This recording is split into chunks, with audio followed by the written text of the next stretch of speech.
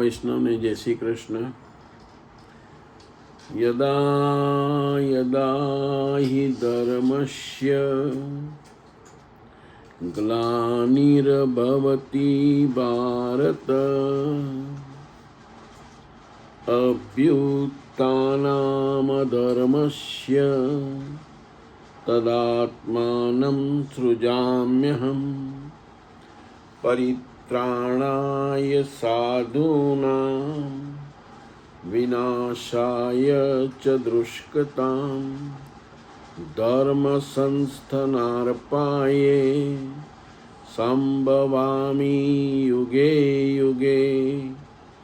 વસુદેવ વસુતં દેવં કંસ ચાણૂરમર્દનમ દેવકી પરમાનંદમ કૃષ્ણં વંદે જગદ્ગુરુમ. અધ્યાય પહેલો, શ્લોક બીજો. આપણે ઘણા ડિટેલમાં જઈએ છીએ શ્લોકમાં, એટલે ધીરે ધીરે આપણે આગળ જઈશું, પણ સમજવું બહુ જરૂરી છે, એટલે આપણે વધારે સરળતાથી ડિટેલમાં જઈશું. દ્રષ્ટવા તુ પાંડવાનિકમ વ્યુઠમ દુર્યોધનસ્તદા આચાર્ય મુપસંગમ્ય રાજા વચનમબ્રવીત. પાંડવોના સૈન્યને રણમાં ગોઠવાયેલું જોઈ રાજા દુર્યોધને દ્રોણાચાર્ય પાસે જઈને આ વચન કહ્યા. દ્વૈતનું આચરણ એ જ દ્રોણાચાર્ય છે. પરમાત્માથી પોતે અલગ પડી ગયા છે એવું જ્ઞાન થાય છે. આ જ દ્વૈતનું ભાન છે. એની પ્રાપ્તિ માટે તડપ પેદા થાય છે, ત્યારે આપણે ગુરુને શોધવા નીકળીએ છીએ. બંને પ્રવૃત્તિઓની વચ્ચે આ પ્રાથમિક ગુરુ છે.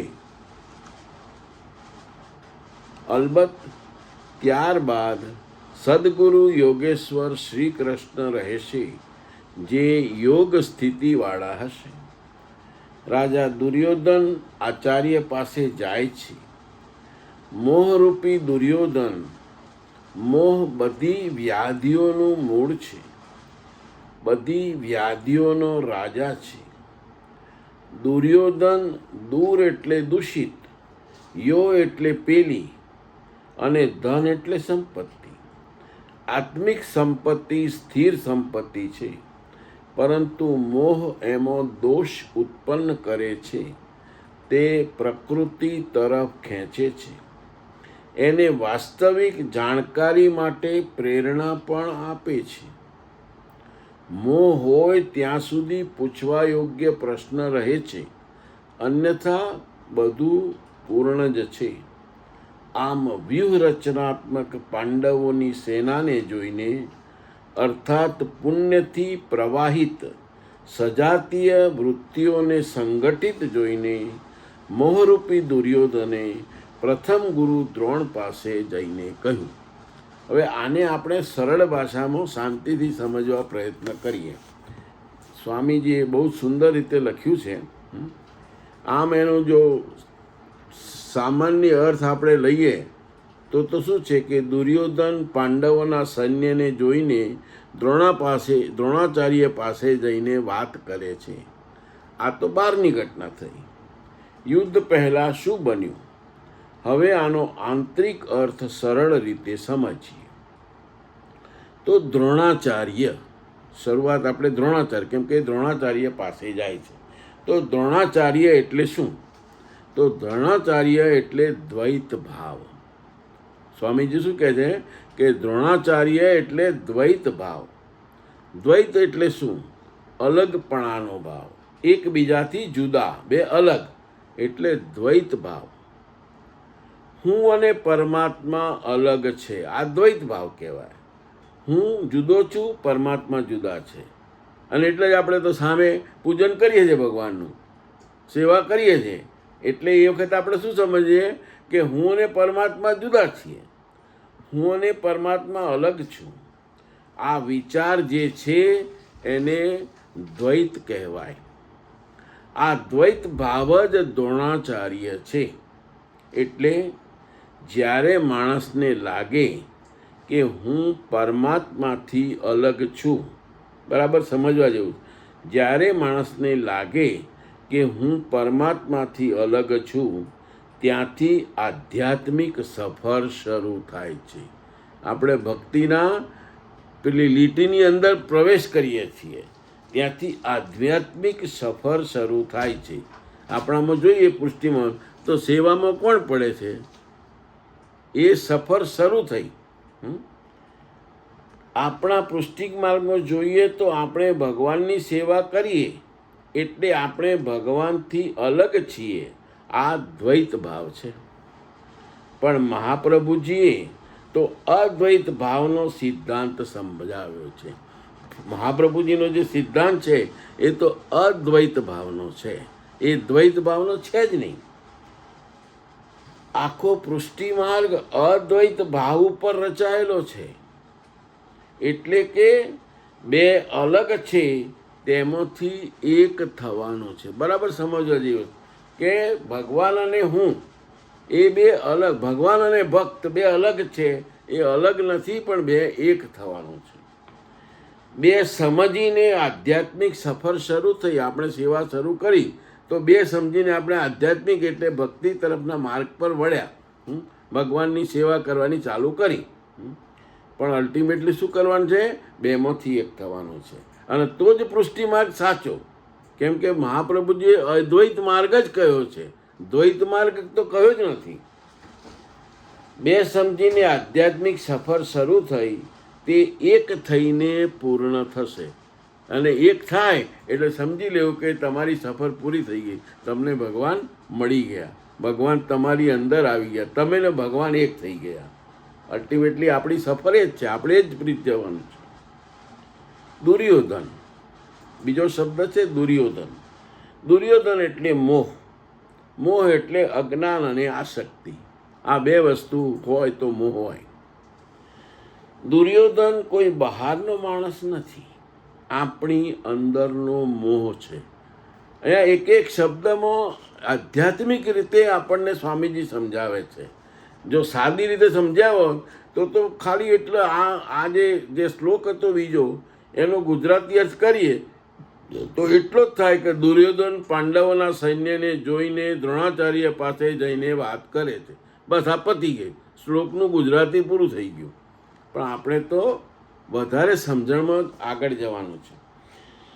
દુર્યોધન કોઈ બહારનો માણસ નથી, આપણી અંદરનો મોહ છે. મોહ એટલે લાલચ, આસક્તિ, ખોટી સમજ, મારું મારુંનો ભાવ.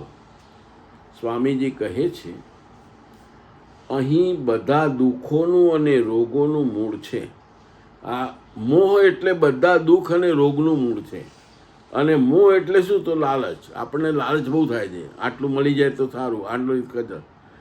ખોટી સમજણ, સમજણ પણ ખોટી હોય. મારું મારુંનો ભાવ, આ બધું મારું જ છે, મારું જ છે એવો ભાવ. અહીં બધા દુઃખોનું અને રોગોનું મૂળ છે એટલે તેને રાજા કહેવાયો. દુર્યોધનને આપણે રાજા કહ્યો, રાજા દુર્યોધન શબ્દ વાપર્યો છે એમાં ભગવાને. ત્રીજો, મોહ ગુરુ પાસે કેમ જાય છે? મોહ એટલે દુર્યોધન અને ગુરુ એટલે દ્રોણાચાર્ય. આપણા શ્લોકમાં લખ્યું કે ભાઈ દુર્યોધન દ્રોણાચાર્ય પાસે જાય છે. તો મોહ ગુરુ પાસે કેમ જાય છે? ક્વેશ્ચન. આ બહુ મહત્વનું છે. જ્યારે માણસ મોહમાં હોય છે ત્યારે તેને અંદરથી અશાંતિ થાય છે. જ્યારે તમારામાં કોઈ મોહ હોય કે મારે તો મને આટલું મળી જાય તો સારું, આટલું મળી જાય, પછી એનાથી અશાંતિ ઊભી થાય. કેમ કે મળ્યું નથી ને મળતું નથી એટલે અશાંતિ ઊભી થાય. જ્યારે માણસ મોહમાં હોય છે ત્યારે તેને અંદરથી અશાંતિ થાય છે.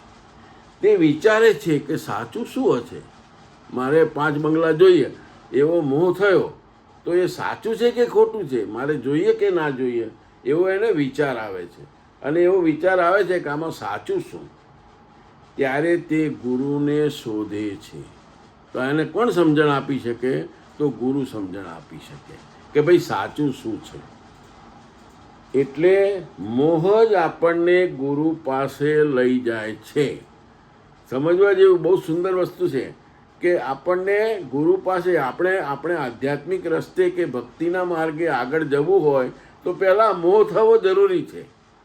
તમને ભગવાન તરફનો મોહ ના થાય ત્યાં સુધી તો તમે આ રસ્તે જ નહીં ચડો. એટલે મોહ જ આપણને ગુરુ પાસે લઈ જાય છે. જો મોહ ન હોત તો પ્રશ્ન પણ ન ઊભો થાત. જો દુર્યોધનને મોહ ના હોત તો આ લડાઈ જ ક્યાં થવાની હતી? એને આપી દીધું હોત પાંડવોને એમનું રાજ્ય, તો કોઈ પ્રશ્ન જ નહોતો આવતો. પણ મોહ હતો એટલે આ લડાઈ ઊભી થઈ, અને લડાઈ ઊભી થઈ એટલે અશાંતિ ઊભી થઈ. જો મોહ ન હોત તો પ્રશ્ન પણ ન ઊભો થાત અને શાંતિ પણ ના થાય. ચોથું, પ્રાથમિક ગુરુ અને સદગુરુ. હવે આ એક વધારે સમજવાની વસ્તુ સરસ ભગવાને કહી છે કે ગુરુ તમે મળ્યા તો ખરા, તમે દ્રોણાચાર્ય પાસે ગયા તમને, પણ એ પ્રાથમિક ગુરુ છે. તમને ભગવાન સુધી નહીં લઈ જઈ શકે, પણ તમારે જેમ સ્વામી વિવેકાનંદ ગુરુ ખોળવા માટે કેટલાય ગુરુ કર્યા એમને, ત્યાર પછી એમને રામકૃષ્ણ પરમહંસ મળ્યા. એમ પ્રાથમિક ગુરુ અને સદગુરુ. સ્વામીજી બે પ્રકારના ગુરુ કહે છે. એક પ્રાથમિક ગુરુ એટલે દ્રોણાચાર્ય, શરૂઆતમાં મળે છે, દ્વૈત અલગપણું સમજાવે છે. સમજો બરાબર, કે જે પ્રાથમિક ગુરુ છે ને એ તમને દ્વૈત એટલે અલગપણું સમજાવે છે. દ્રોણાચાર્ય શું સમજાવે છે કે આ પાંડવો છે ને આ કૌરવો છે, બંને જુદા છે. એટલે તમને દ્વૈતપણું સમજાવે છે. આપણે શું કરવાનું છે? આપણે તો અદ્વૈત તરફ જવાનું છે. પણ પછી તમને સદગુરુ મળે, કેમ કે જો તમારામાં જિજ્ઞાસા જાગી હોય તો તમે આગળ જવાના જ છો. જેમ સ્વામી વિવેકાનંદનો જિજ્ઞાસા જાગી હતી તો એક નહીં તો બીજા ગુરુ, બીજા નહીં તો ત્રીજા, એના જેવું છે. પણ તમારી અંદર તડપ પેદા થઈ. એમને શબ્દ વાપર્યો છે કે અંદર તડપ પેદા થવી જોઈએ, અંદર ભઠ્ઠી હળગવી જોઈએ. તો પછી તમને સદગુરુ મળે. અને સદગુરુ કોણ? તો યોગેશ્વર શ્રી કૃષ્ણ. યોગેશ્વર શ્રી કૃષ્ણ અંતે મળે છે. યોગેશ્વર શ્રી કૃષ્ણ એટલે શું? એકતા, અદ્વૈતનો અનુભવ કરાવે છે. એ યોગેશ્વર શ્રી કૃષ્ણ તમને અદ્વૈતનો અનુભવ કરાવશે. આપણા પૃષ્ટિ માર્ગમાં વલ્લભાચાર્ય મહાપ્રભુજી તમને અદ્વૈતનો અનુભવ કરાવશે કે તમે અને ભગવાન એક જ છો. હું અને પરમાત્મા એક જ છીએ, આ અનુભવ કરાવે છે. અને એ અનુભવ ના થાય ત્યાં સુધી કોઈ અર્થ નથી. એટલે આખી વાતનો સાર, અંદર એટલે શરીરમાં મોહ ઉત્પન્ન થાય છે એટલે પ્રશ્ન ઊભો થાય છે. આપણે ગુરુ પાસે જઈએ છીએ પણ પ્રશ્નનું નિરાકરણ થતું નથી. પણ સાચા માર્ગે જવું છે. અંદર લગ્ની છે, અંદર તડપ છે. એટલે સદગુરુ શ્રી કૃષ્ણ કે વલ્લભાચાર્ય મળે છે અને અંતે પરમાત્મા સાથે એકતા થાય છે. આ બીજા શ્લોકનો ભાવાર્થ છે. બહુ જ સુંદર ભાવાર્થ છે. હવે આપણે શ્લોક ત્રીજો લઈએ.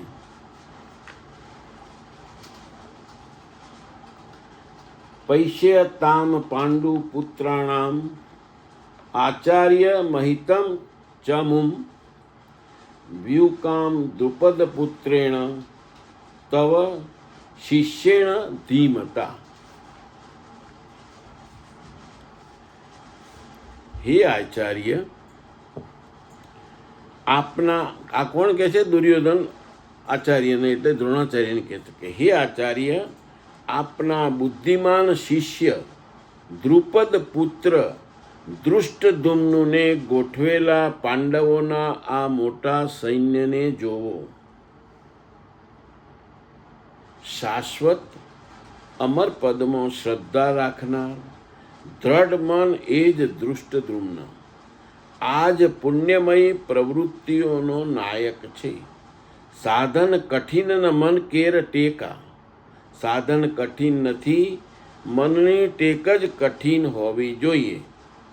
આ ત્રીજા શ્લોકનો સાર છે.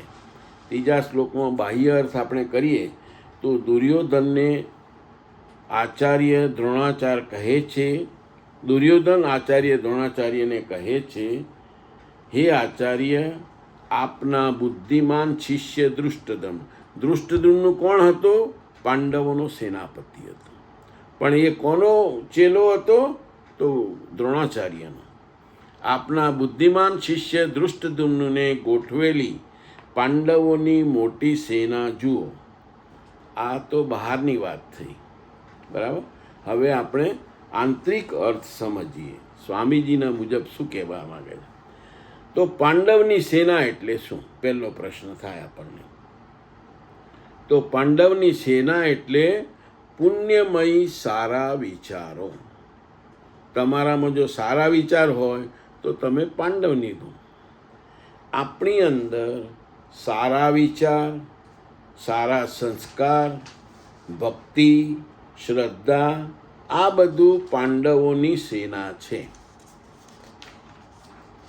એટલે જ્યારે મનમાં સારા ગુણો એકઠા થાય છે તો એ પાંડવોની સેના છે, એવું સમજવાનું.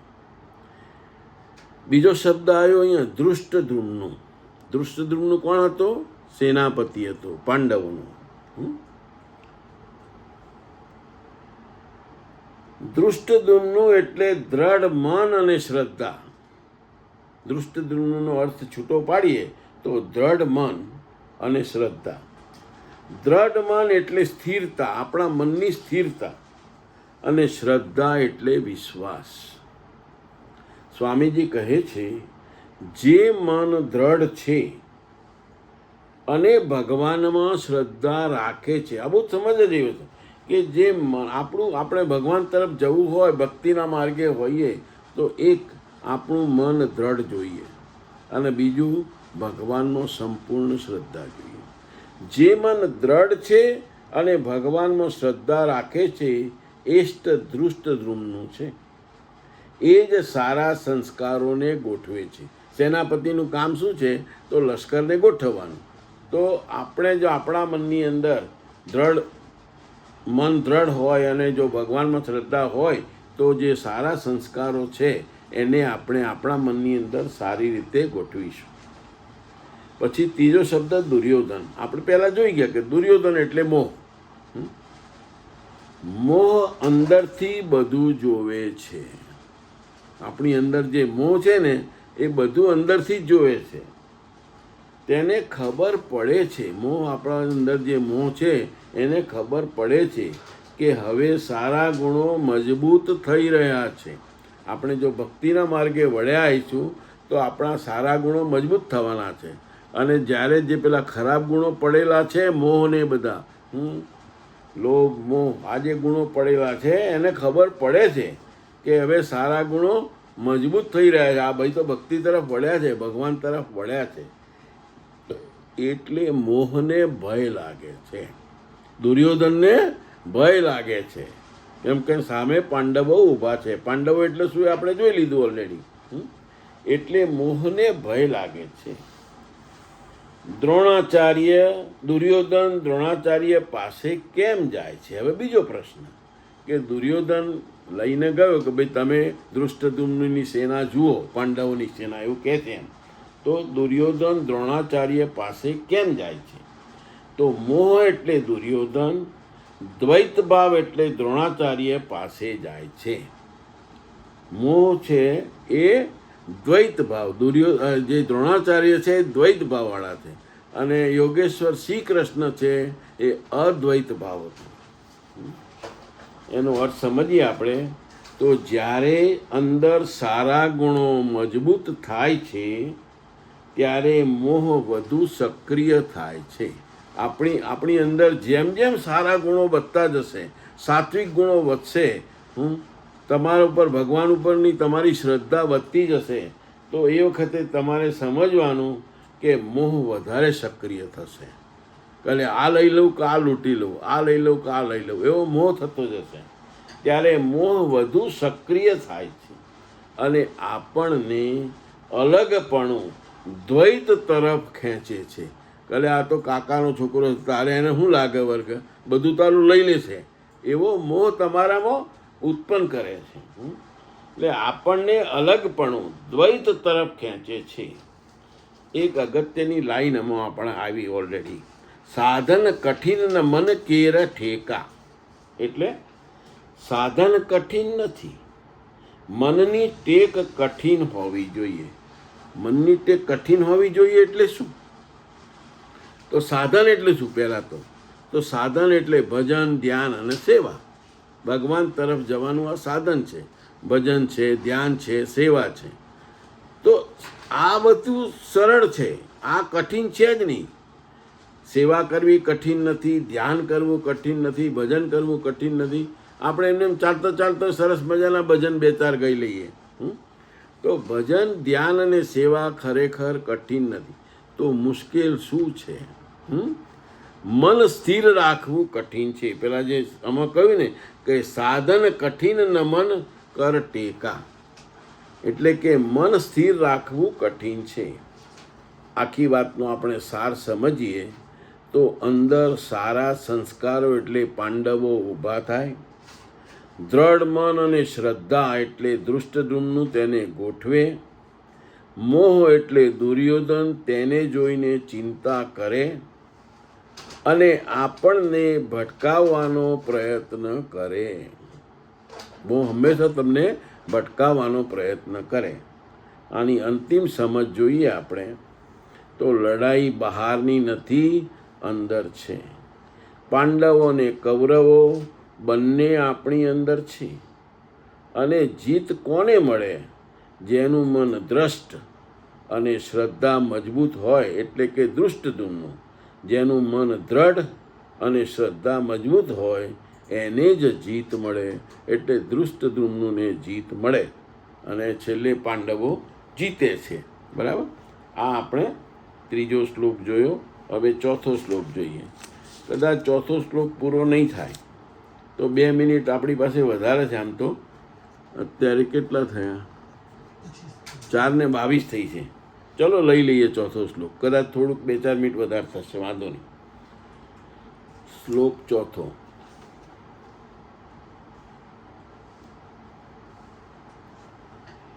શૂરા અત્ર શૂરા મહેશ્વાસા ભીમાર્જુન સમાયુદ્ધિ યયુદાનો વિરાટસ્ય દ્રુપદસ્ય મહારથ. આ સેનામાં મહેશ્વાસા મહાન ઈશ્વરમાં નિવાસ કરનાર ભાવરૂપી ભીમ, અનુરાગરૂપી અર્જુન જેવા અનેક શૂરવીરો, સાત્વિકતા રૂપી સાત્યકી, વિરાટ સર્વત્ર ઈશ્વરમય પ્રવાહની ધારણા મહારથી રાજા દ્રુપદ અર્થાત અચલ સ્થિતિ તથા, એટલે પછી 5મો શ્લોક છે, પણ આપણે આ ચોથા શ્લોકને ડિટેલમાં જરા સમજી લઈએ. બાહ્ય અર્થ એનો શું થાય? તો દુર્યોધન કહે છે કે પાંડવોની સેનામાં ઘણા મહાન યોદ્ધાઓ છે, જેમ કે ભીમ, અર્જુન, સાત્યકી, વિરાટ, દ્રુપદ વગેરે. આ તો પૂરું થઈ ગયું. મોટાભાગની ગીતા તમે વાંચશો તો સંસ્કૃતનો શ્લોક અને એમાં એનું આ ગુજરાતી લખેલું હશે. એનાથી તો આપણું મન ભરાય નહીં અને આપણને કંઈ એનો મતલબ નથી. અગત્યની વસ્તુ તો સમજવાની હવે જ છે. હવે આંતરિક અર્થ સમજીએ તો ભીમ એટલે શું? તો ભીમ એટલે ભાવ, હૃદયનો શક્તિશાળી ભાવ. તમારા હૃદયમાં શક્તિશાળી ભાવ. ભીમ એટલે શક્તિ. અહીં એ ભાવ છે ભગવાન પ્રત્યેનો ઊંડો ભાવ. અર્થ, જ્યારે ભક્તિમાં દિલથી ભાવ આવે છે, બરાબર સમજો, જ્યારે ભક્તિમાં દિલથી ભાવ આવે છે તો એ ભીમ. પછી અર્જુન, અનુરાગ, પ્રેમ. અનુરાગ વિશે આપણે આગળ જોઈ ગયા, બહુ સુંદર સરસ લખાણ હતું. અનુરાગ એટલે વિચક્ષણ જન. અર્જુન એટલે પ્રિય શિષ્ય. અહીં અર્થ ભગવાન પ્રત્યેનો પ્રેમ. શુદ્ધ પ્રેમ એટલે અનુરાગ. અનુરાગ વગર સાધના અથવા ભક્તિ આગળ વધતી નથી. જો તમારામાં અનુરાગ ના આવે તો તમે ભક્તિમાં આગળ જઈ શકશો નહીં. અને અનુરાગ એટલે શું? તો એનું સાદું ભાષા શુદ્ધ પ્રેમ, ભગવાન તરફનો તમારો શુદ્ધ પ્રેમ હોવો જોઈએ. ત્રીજો શબ્દ આવ્યો સાત્યકી એટલે સાત્વિકતા. શુદ્ધતા, પવિત્રતા, સારા ગુણો. અર્થ મન શુદ્ધ અને સાત્વિક બને તો સાત્યકી છે. એટલે આપણું મન શુદ્ધ અને સાત્વિક બનવું જોઈએ, તો આપણે સાત્વિકી બની શકીએ. ચોથો શબ્દ આવ્યો વિરાટ. સર્વત્ર ઈશ્વરનો અનુભવ. વિરાટ તો આમ નામ જ છે, પણ વિરાટનો અર્થ શું થાય? તો સર્વત્ર ઈશ્વરનો અનુભવ, બધામાં ભગવાન દેખાવા લાગે. એનો અર્થ સમજીએ. બધું ઈશ્વરમય છે. આ ભાવ એ જ વિરાટ ભાવ છે. અને છેલ્લો શબ્દ આવ્યો રાજા દ્રુપદ. દ્રુપદ કોણ હતો? પાંડવોના સસરા અને દૃષ્ટદ્યુમ્નના પિતા. રાજા દ્રુપદ એટલે અચળ સ્થિતિ, સ્થિરતા, જેને સ્થિર કહેવાય. દ્રુપદ એટલે મજબૂત આધાર. એનો અર્થ સમજીએ તો મન એક સ્થિર અવસ્થામાં રહે, ન ડગે અને ન હલે. આ બધું શું બતાવે છે? જ્યારે ભક્ત એટલે કે સાધક આગળ વધે છે, ભક્તિ તરફ આગળ વધે છે, ભગવાન તરફ આગળ વધે છે, ત્યારે તેની અંદર આ ગુણો એકઠા થાય છે. કયા કયા ગુણો? આ તો ભાવ એટલે ભીમ, પ્રેમ એટલે અર્જુન, શુદ્ધતા એટલે સાત્યકી, સર્વત્ર ઈશ્વર ભાવ એટલે વિરાટ, સ્થિરતા એટલે દ્રુપદ. આ બધું મળે તો આપણી ભક્તિ એટલે કે સાધના મજબૂત બને. એટલે આપણે ભક્તિ તરફ વળીએ અને ભગવાન તરફ વળીએ તો આ બધા ગુણો આપણામાં આવવા જ જોઈએ. અને તો જ પાંડવોનું આખું લશ્કર તૈયાર થાય અથવા એ થાય. આધ્યાત્મિક રસ્તો કોઈ બહારનું યુદ્ધ નથી, એ તો અંદરના ગુણો અને દોષો વચ્ચેનો સંઘર્ષ છે. ભક્તના અંદર જ્યારે સારા ગુણો જાગે ત્યારે તે શક્તિશાળી બની જાય છે. પાંડવો શક્તિશાળી કેમ બન્યા? તો એમની અંદર સારા ગુણો હતા. આપણામાં પણ જો સારા ગુણો આ બધા ભેગા થાય, ભાવ, પ્રેમ, શુદ્ધતા, સર્વત્ર ઈશ્વર ભાવ, સ્થિરતા, તો આપણે પણ શક્તિશાળી બની શકીએ. જય શ્રી કૃષ્ણ.